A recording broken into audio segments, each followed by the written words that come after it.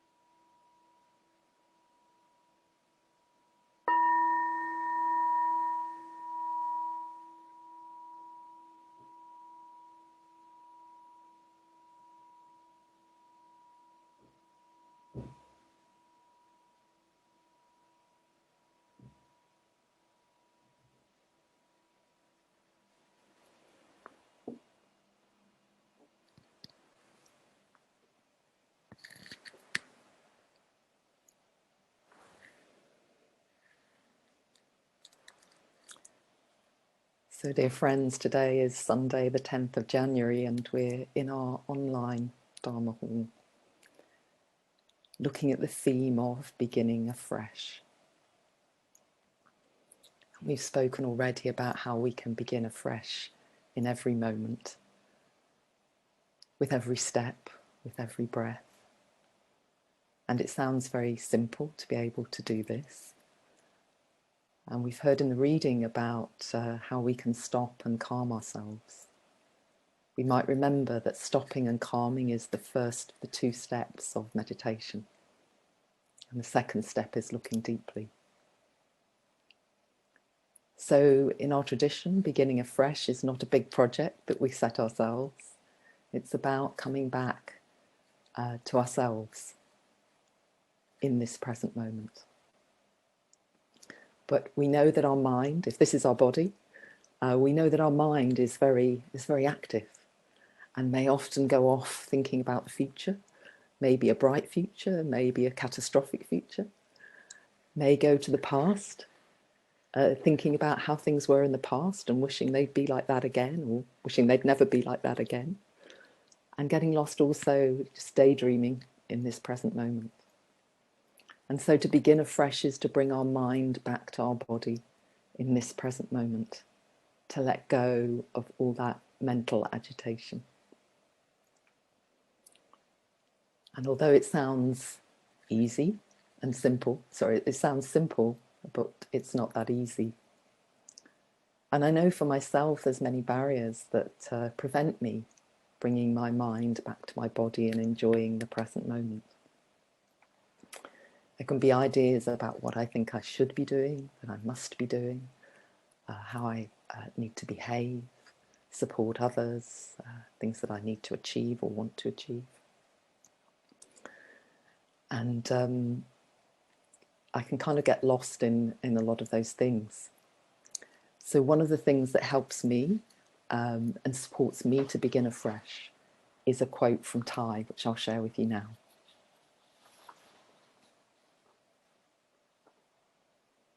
The whole cosmos has come together to create you. You carry the whole cosmos inside you. That is why to accept yourself and to love yourself is an expression of gratitude.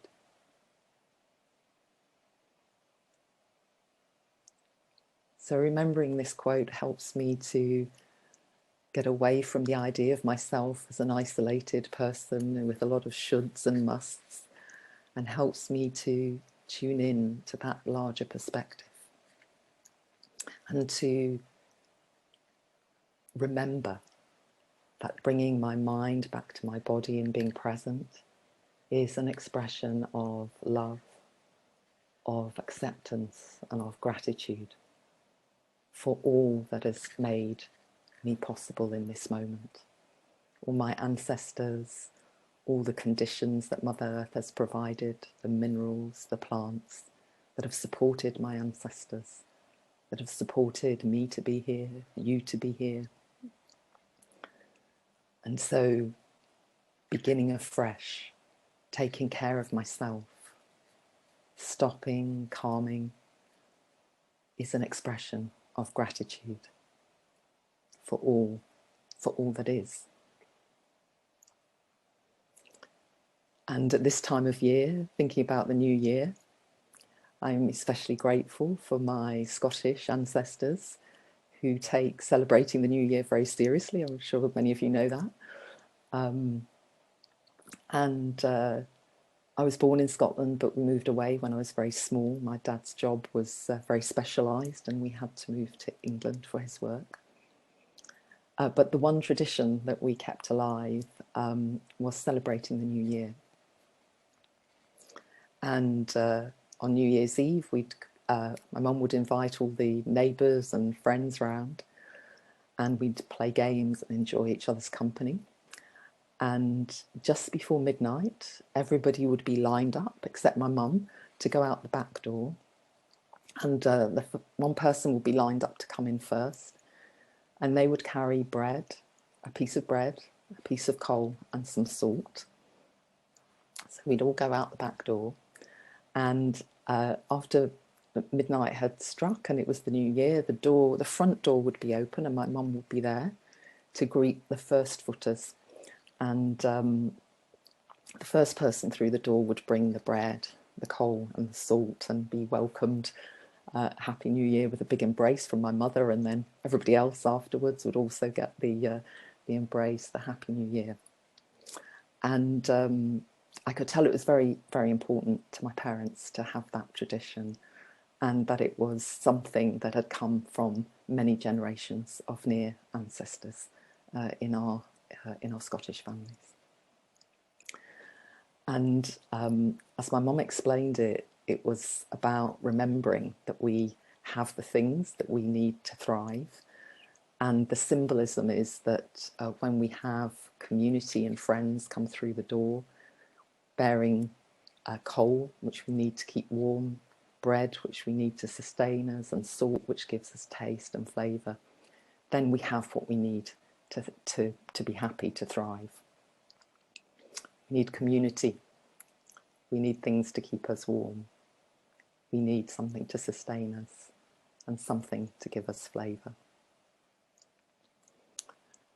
And I remember those evenings with a great deal of warmth and affection, very warm and caring times where everyone was accepted, the difficult neighbours, even the strangers would come in and be welcome. So it got me thinking a little bit about what do we need to take to the present moment to help us thrive. And I think when we hear Thai talk about going back to his hermitage and with mindfulness generating warmth, generating a cosy atmosphere, I think we can see that our mindfulness is like the coal. And but what we also need is the concentration, the sustenance. So our concentration, our repeated efforts to bring our mind back to our body and to the present moment is the concentration that we need. It's like the bread. So we can have mindfulness in the moment, and then we notice our mind is drifting away, and it's our concentration that brings it back again and again. And I'll give an example from my practice later about that. And so what in our spiritual life gives us the flavour? And in my practice, what I find gives the flavour is my intention. My intention to walk on the path of understanding and love. And my intention not to pass on my difficult and unwholesome habits as best I'm able to others and in situations. I'm not always able to do that, but I know that is my intention, and so that helps me to bring that flavour to my mindfulness and to my concentration. And also remembering the support of Sangha. Even when I'm practicing myself, I know there are many people around the world who are practicing, who are being mindful, and who are supporting all of us who are practicing at that moment, and those of us who are not practicing but who want to remember. So we know, like the people coming through the door of our house on New Year's, that we have Sangha, we have community that supports us. And we have the light and the warmth of mindfulness. And we can develop the nourishment and the sustenance of concentration. And that we can bring the intention of our heart to our practice to bring that flavour to it.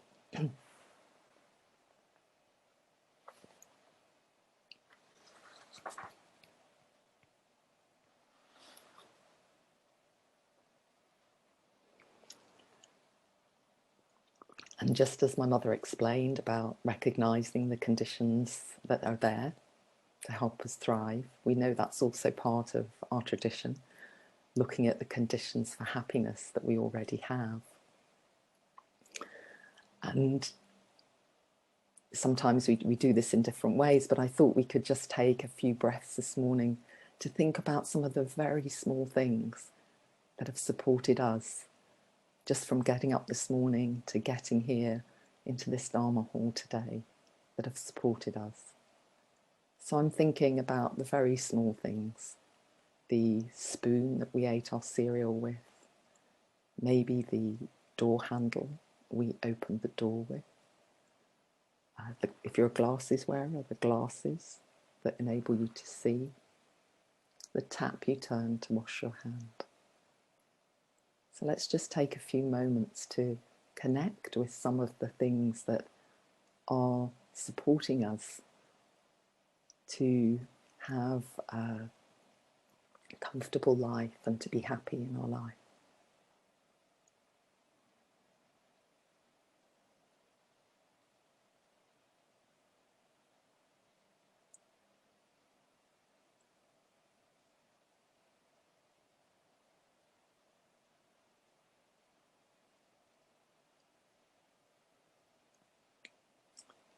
When I was thinking about this and practicing that exercise myself, I realised how many small things there are that I automatically use. And touch, from getting up in the morning and to make my breakfast, to wash myself, even things in the bathroom we don't normally think about, our toilet paper, our soap, so many small things that we can take for granted, but that support us in our lives. And we know that recognising these conditions of happiness is one way as well that we can begin afresh to really create warmth in our practice and gratitude.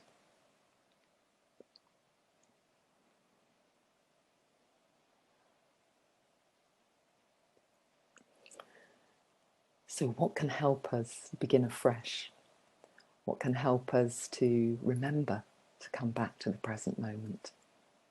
A lot of the times, we said, our mind goes in different directions and forgets that there is the present moment to enjoy. So obviously our formal practice can really help us. We can practice with our Plum Village app to do different meditations. We can practice with our Sangha.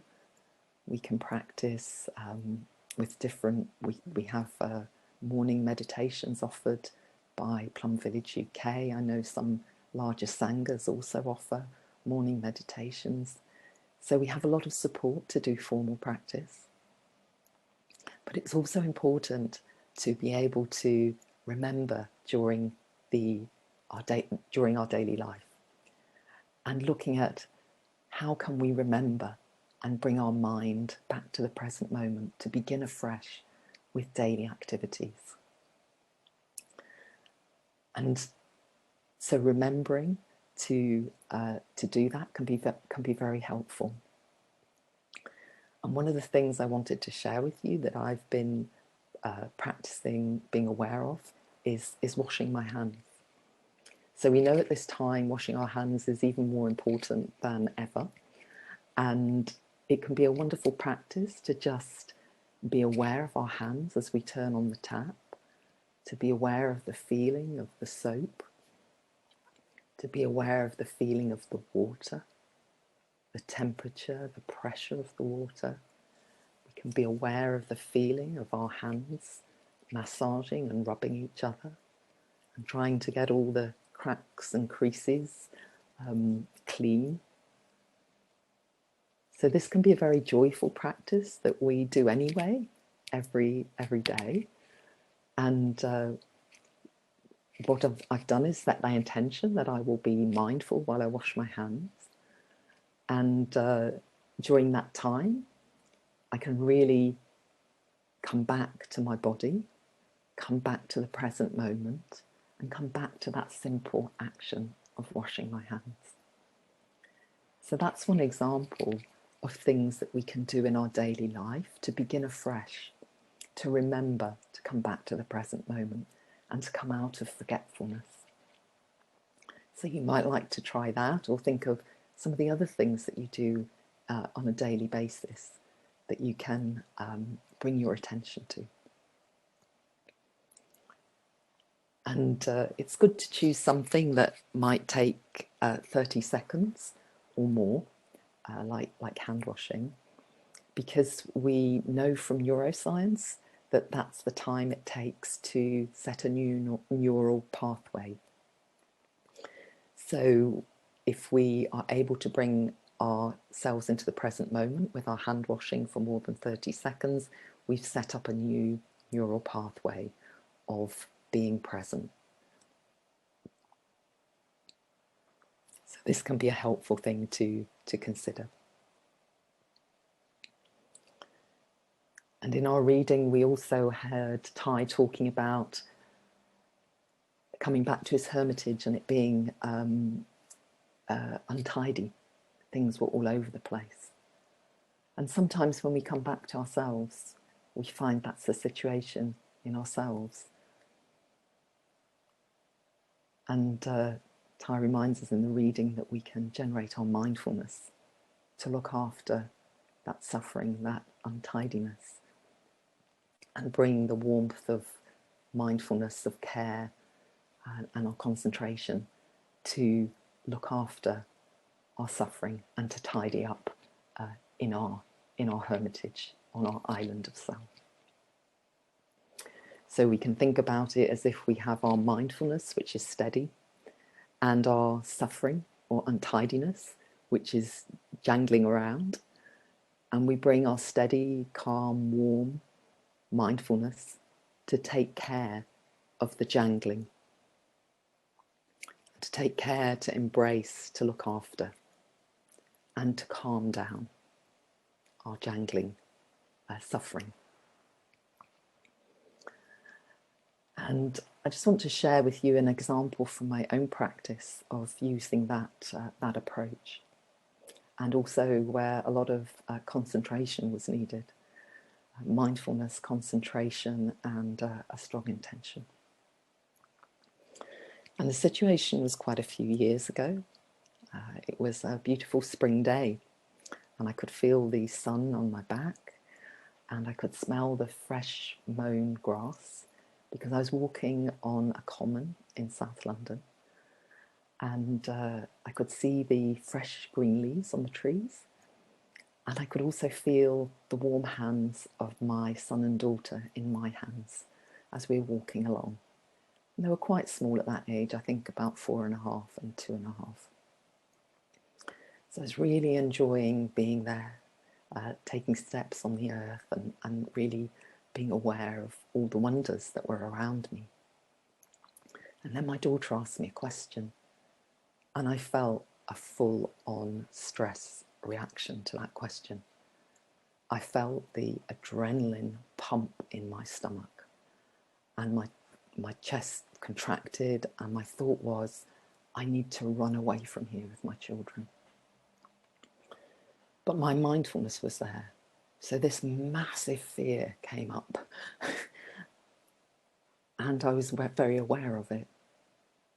And I realised that there was a lot of fear around what had been asked of me.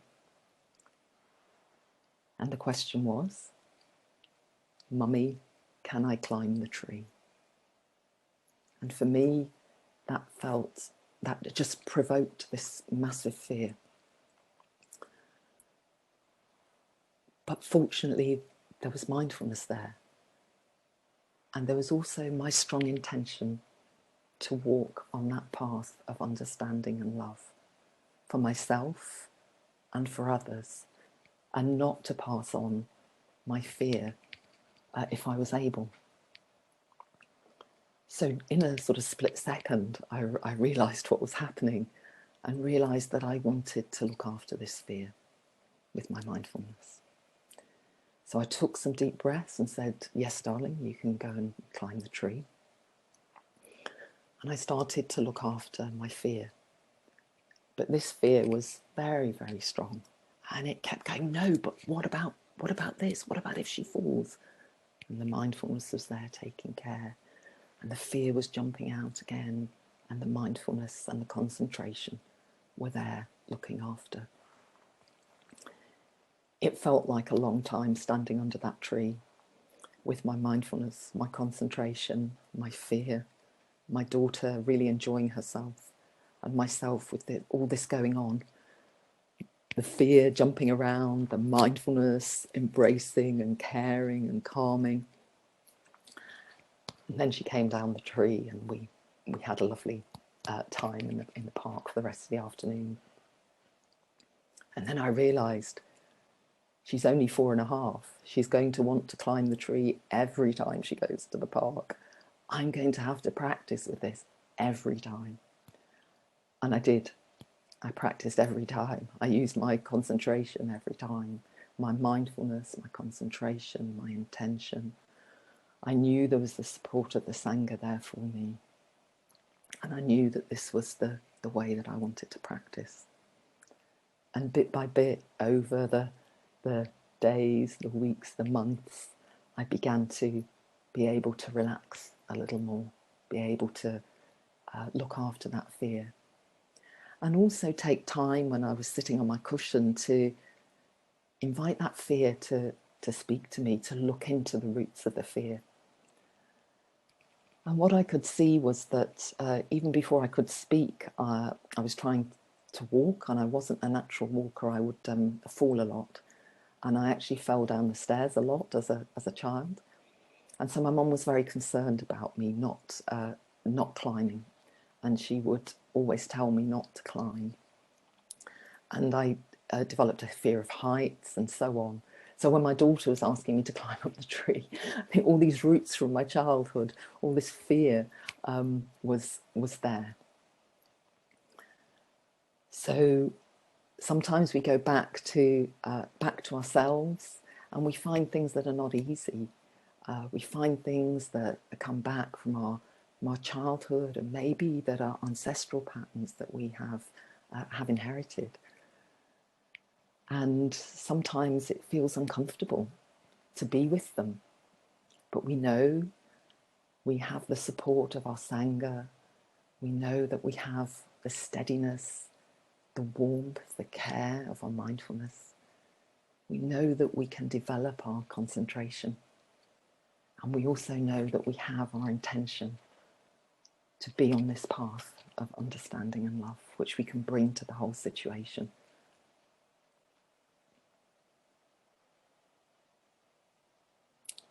So let's just enjoy a sound of the bell now. We can come back to our breathing and to being present in this moment, to begin afresh, bringing our mind back to our body in this moment.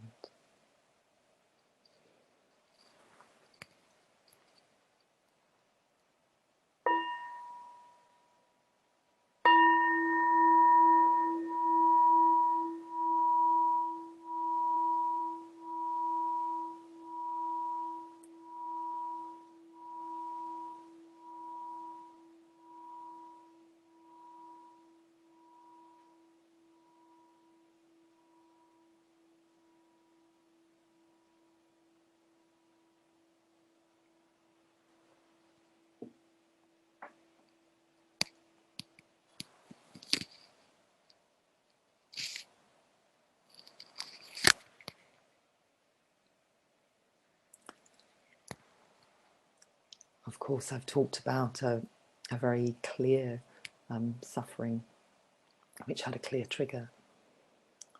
But also I'm aware there's many times that I feel just a general sense of suffering in myself that might not be so clear. And especially at this time of pandemic, I think that that can be something that many of us might feel. And we can also bring our practice to that and to share with our Sangha and to look deeply at the roots of the difficult feelings that we have at this moment. Always remembering that we can bring the warmth and care of our mindfulness and the sustenance and nourishment of our concentration and our good intention.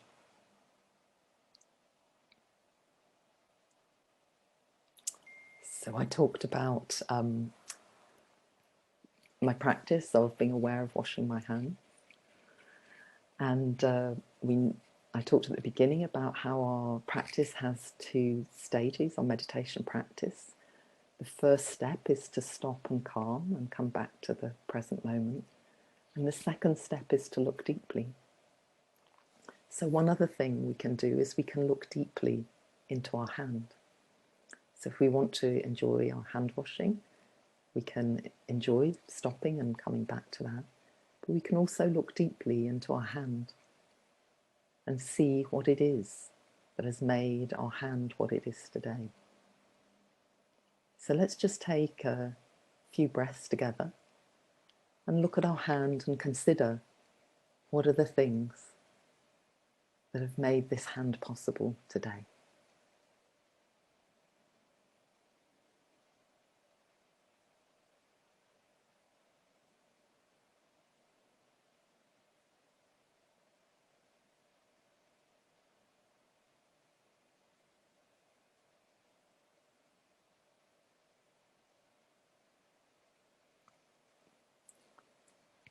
So we may have come up with all sorts of different thoughts and answers to that question. We can maybe see that some of the food that we've eaten recently, or maybe at Christmas, has gone into making our nails, our skin. Maybe some of the water that we drank yesterday has become the blood that is in our hands today. So we can see that there's many things recently that are in our hands. See, there's blood and nerves and bone and muscle and sun and clouds and rivers. And there'll be minerals that have come from different stones or mountains. And we might also see that there can be the dust of stars in our hands. We know asteroids have come to Earth, may have come to Earth in the fields where the potatoes we ate yesterday were grown. We also know maybe there's cells that have been in the bones of dinosaurs. So we can see that there's many different aspects in our hands. We know also there's the codes from our ancestors that have enabled us to be the people we are today, with the sort of hair that we have today, with the shape of hand. I know my hand's very much like my grandmother's hand. So when we stop and we look deeply, we can really see that the whole cosmos is in our hand. The whole cosmos is in ourselves. And that kind of brings us back to the quote that I started with from Thai about the whole cosmos has come together to create us. And that we can, by accepting ourselves and loving ourselves, we can show our gratitude to the cosmos. And this is a very deep way that we can practice together. Just really seeing our inner being, seeing that we are part of something much bigger, that we're not lonely and isolated. That in our daily life, we have the support of our Sangha, of our practice, but at a deeper level, there is a truth that we are all connected. That the scientists see also. I always quote Lavoisier saying, nothing is created, nothing is lost, everything is in transformation. So as we begin afresh in 2021, we can look at how we practice bringing our mind back to our body, practicing afresh in every moment with every step, and also how we can begin afresh with looking with those eyes of interbeing, with the eyes where we see the connections that we all share.